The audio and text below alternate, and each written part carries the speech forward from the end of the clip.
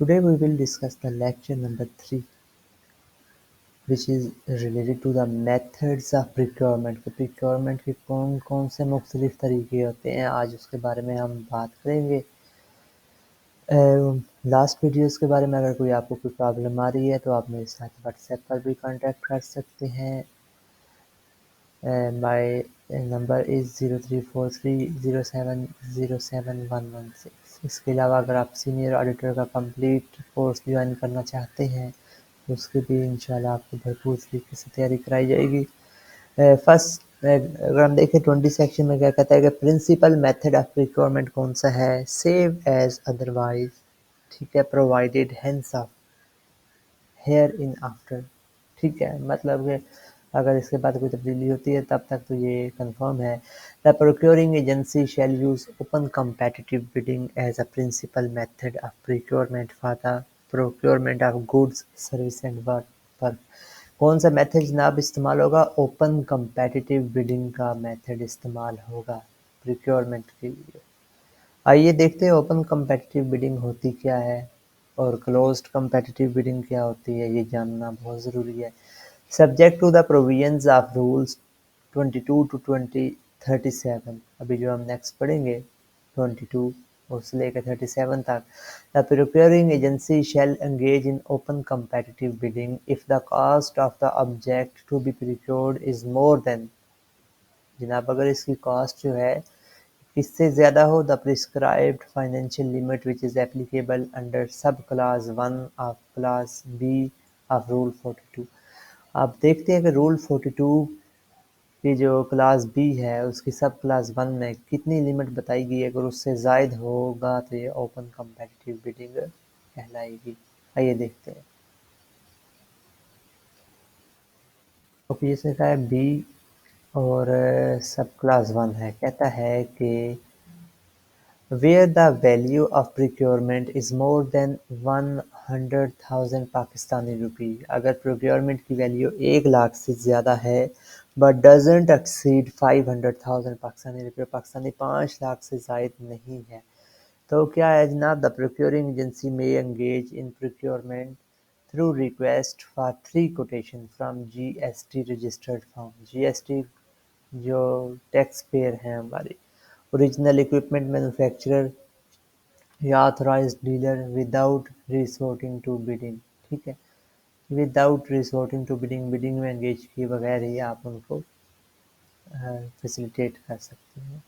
तो यहाँ पे हमारा जो है ओपन कम्पेटिटिव बिडिंग में हमें पता चल गया कि इसकी जो लिमिट थी, फाइनेंशियल लिमिट, वो 1 लाख से 5 लाख तक बताई गई थी। इसके लिए आप क्या कर सकते हैं? आप ओपन कम्पेटिटिव बिडिंग को एंगेज कर सकते हैं, राइट। फिर जो बिड्स होती है, जो बिड्स मैंने आपको बताया था ना, जो बिडर होता है जो वो है जो बिड जमा करवाता है, ठीक है, इसके बदले में जो ऑफर जो उनकी की होती है। सबमिशन ऑफ बिड्स, बिड्स को जमा करवाने के लिए क्या है? The bids shall be submitted in a sealed pack, एक बिल्कुल उन्होंने सील पैक या पैकेज होगा, in such a manner that the content are fully enclosed and can not be known until duly open, कि उसका कंटेंट बिल्कुल ही मतलब कि पैक होना चाहिए, किसी को भी कोई दिखाई ना दे रहा हो। देन हमारे पास आता है नेक्स्ट, इसमें कहता है कि the procuring agency shall specify the manner and method of submission and receipt of bids in an unambiguous and clear manner in the bidding document, कि बिल्कुल उसने क्लियरली बताना ताकि किसी का कोई किसी किस्म का शक शुबा ना हो, बिल्कुल क्लियर डायरेक्शन जिसने देनी है कि बिड को आपने जमा करवानी है तो क्या क्या मेथड आपने फॉलो करना है। देन 23rd पे आता है हमारे पास bidding documents. Procuring agency shall formulate precise and unambiguous bidding document that shall be made available to bidders immediately after the publication of the invitation to bid। ठीक हो गया, बात समझ आई है कि उन्होंने एक लिस्ट, मुख्तसर लिस्ट बनानी है जिसमें वाज़ेह बताया गया हो कि ये डॉक्यूमेंट चाहिए होंगे, ठीक है। And shall be made available to bidder immediately after the publication of the invitation to bid. जब इन्होंने ऑफर करनी है बिड की, तो साथ ही उन्होंने वो डॉक्यूमेंट्स की लिस्ट भी देनी है कि भाई हमें ये डॉक्यूमेंट्स भी चाहिए आपके, राइट। तो देखते हैं कौन कौन से डॉक्यूमेंट हैं for competitive bidding, whether open और लिमिटेड। अच्छा, ओपन है या लिमिटेड है। The bidding document shall include the following name, कौन से, इनविटेशन टू बिड, वो ऑफर, इंस्ट्रक्शंस टू बिडर, ठीक है।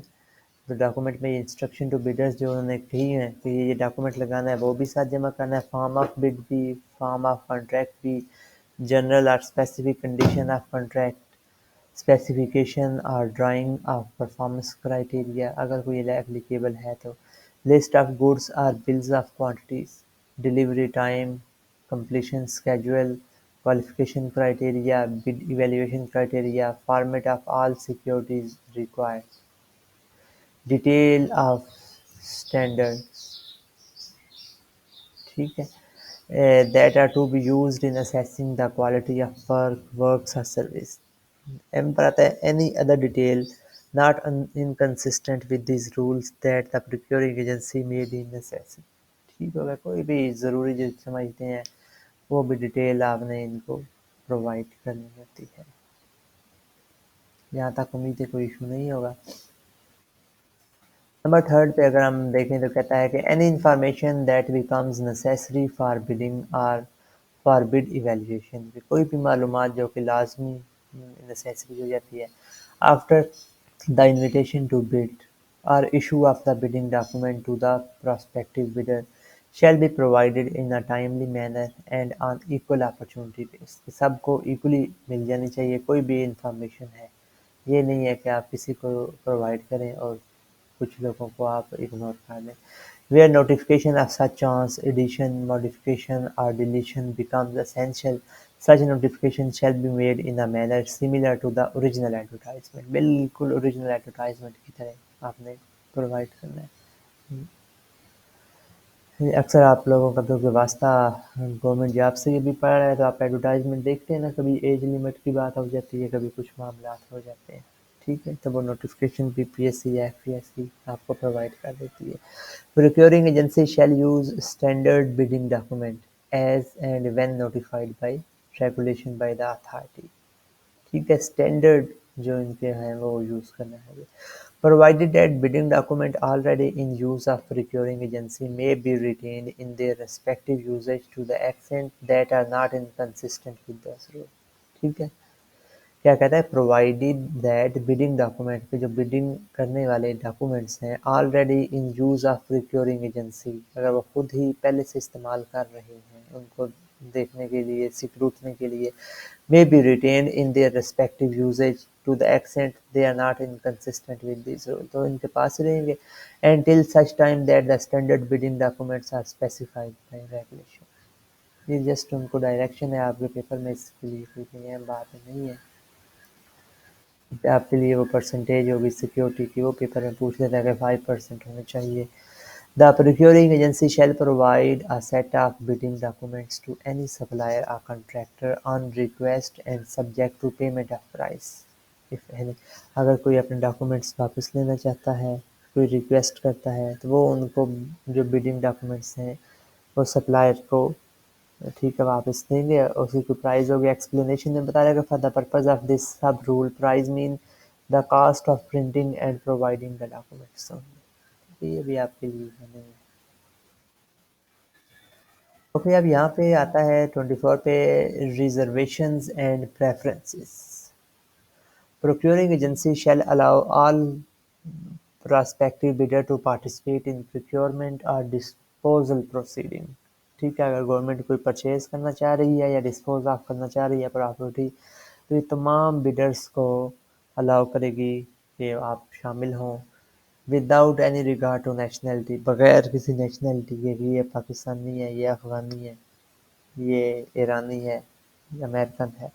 Except in case in which a procuring agency decide to limit such participation to national bidder only or prohibit participation of bidder of some national list। या बस दफ़ा होता है कि आप रिजर्वेशन कर रहे होते हैं कि आपने अपने एनिमी कंट्री के साथ डील नहीं करनी, तो आप वो लिमिट कर देते हैं कि हम इस कंट्री के नेशनलिटी वाले बंदे को हम साथ नहीं मिलाना चाहेंगे, जैसा कि इसराइली को है। तो in accordance with the policy of federal government, और ये पॉलिसी कौन फार्मूलेट करेगा कि किस किस को शामिल करना है या नहीं, ये फेडरल गवर्नमेंट ही शामिल करेगी।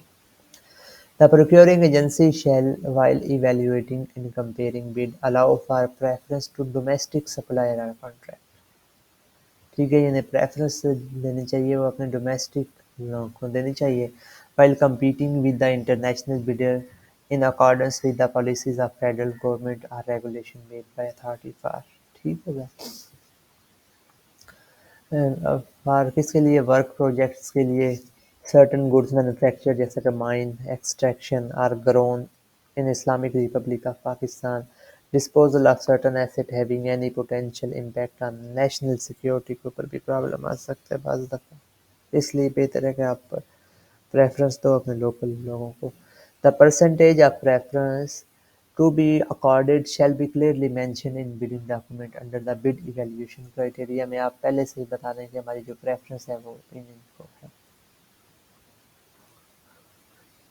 अब आपके से रिलेटेड एक बात आ रही है, बिड सिक्योरिटी पेपर में से क्वेश्चन आता है, परसेंटेज पूछ लेता है। The procuring agency may require the bidder to furnish a fixed amount of bid security not exceeding 5% of the estimated value of procurement determined by the procuring agency. अब जो bidder जमा करवा रहे हैं उन्हें ये फर्निश कर दें कि आपने बिड की जो है ना 5% वैल्यू जो है, amount of bid security not exceeding 5% of the estimated value।